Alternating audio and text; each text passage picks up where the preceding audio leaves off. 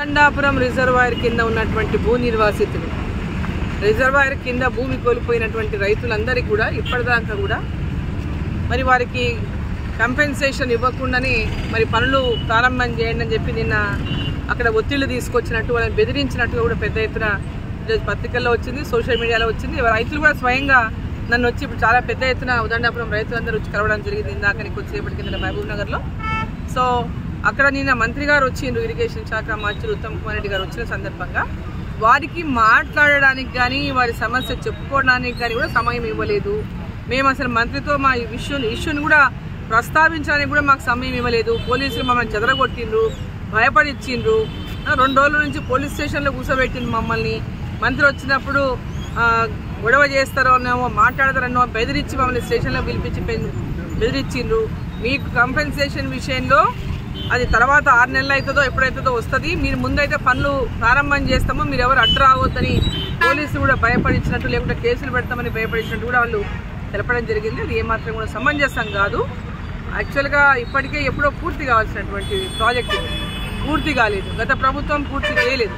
మరి ఇప్పుడు వచ్చినటువంటి ప్రభుత్వం పాలమూరు రంగారెడ్డి ప్రాజెక్టుకు జీవో ఇప్పించింది, ఆనాడు సర్వేకి జీవో ఇప్పించింది. ఆనాడు మంత్రిగా నేనే ఇప్పించిన మహబూబ్ నగర్ జిల్లా నుంచి. ఆ జిల్లా సమస్యల పైన ఆ రోజు జిల్లాల మంత్రిగా రాష్ట్ర ప్రభుత్వం ఆనాడు కిరణ్ కుమార్ రెడ్డి ముఖ్యమంత్రితో మాట్లాడి గట్టిగా ఫైట్ చేసి దీనికి జీవో విడుదల చేయించడం, పాలమూరు రంగారెడ్డికి జీవో విడుదల చేయండి అని చేయించడం, సర్వే చేయాలని.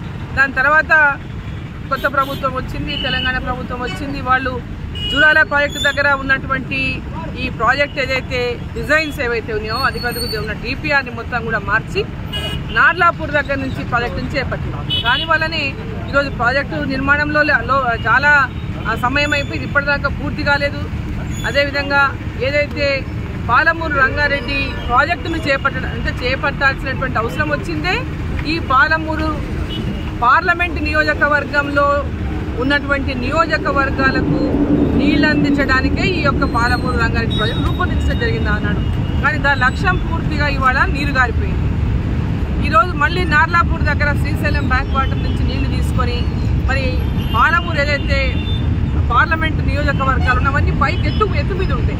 దానికి మళ్ళీ ఇక్కడ నుంచి ఉదండాపూర్ అని అదని ఇదని షాద్నగర్ దగ్గర లక్ష్మీపల్లి అని ఇవన్నీ లక్ష్మీదేవపల్లి అని, ఆ లక్ష్మీదేవపల్లికి ఇప్పటిదాకా పక్కన పడేసి దాన్ని అసలు ఊసేలేదు. మరి ఉదండాపురం రిజర్వాయర్ కింద రైతులకు ఇప్పటిదాకా కంపెన్సేషనే లేదు. సో ఇవన్నీ కూడా ఆ రైతులకు ఆనాడు ల్యాండ్ అక్విజిషన్ చేసి దాదాపు 7 ఏళ్ళు అవుతుంది. మరి 7 ఏళ్ల నాడు నిర్ణయించినటువంటి రేటును ఈరోజు ఇస్తామని చెప్తే 8 ఏళ్ళు అయింది, 8 ఏళ్ళ పూర్తయింది. ఆనాడు ఇచ్చిన రేటునే ఈరోజు కూడా అదే రేటు ప్రకారం మీరు తీసుకోండి అని రైతులకు చెప్పడము అది ఏమాత్రం కూడా న్యాయం కాదు. ఆ రోజే మీరు డబ్బులు ఇచ్చేసి ఉంటే వాళ్ళు ఇంకో చోటనే కొనుక్కునే వాళ్ళేమో.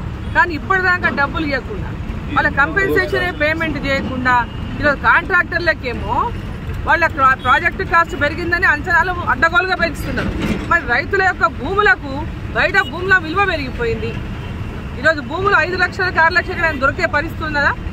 ఈరోజు వారికి న్యాయం చేయకుండా మరి వాళ్ళ మీద ఒత్తిడి తీసుకొచ్చి భయపెట్టించి దాని ప్రకారం మార్కెట్ రేట్ ప్రకారం భూముల విలువ ఏముందో దాని ప్రకారం వాళ్ళకి రైతులకు కట్టియాలి.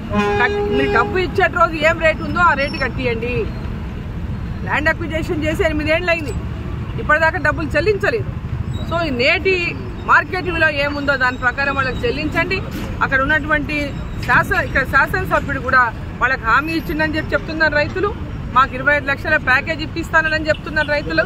మరి ఆ విధంగా ఎమ్మెల్యే గారు చొరవ తీసుకోండి. ఈ ప్రాజెక్టు ద్వారా అనేక మంది రైతులు లబ్ధి పొందుతారు. అట్లాంటిది భూమి కోల్పోతున్నటువంటి రైతులు జీవితాంతం ఉపాధి కోల్పోతారు. కాబట్టి వారి పట్ల కూడా మనం సానుభూతిగా వారి యొక్క భూముల యొక్క అక్విజిషన్ మేలు చేసి వారికి ఇవ్వాల్సినటువంటి కంపెన్సేషన్ ఇప్పించి నెలలోపల ఇప్పిస్తారా, 15 రోజులు ఇప్పిస్తారా, ఎంత తొందరగా అంత తొందరగా ఇప్పించి పని మొదలు పెట్టండి. వాళ్ళు కూడా పూర్తి స్థాయిలో సహకరిస్తామని చెప్తున్నారు. మన బాధ్యత ప్రజాప్రతినిధులుగా మన బాధ్యత మన రైతాంగం కూడా న్యాయం చేయాల్సినటువంటి అవసరం ఉంది. భూమి కోల్పోతున్న భూ నిర్వాసితులకంతా ఖచ్చితంగా న్యాయం చేసి ఆ ప్రాజెక్టు నిర్మాణం కూడా త్వరలోపల పూర్తి చేయాలని చెప్పి నేను కోరుతున్నాను.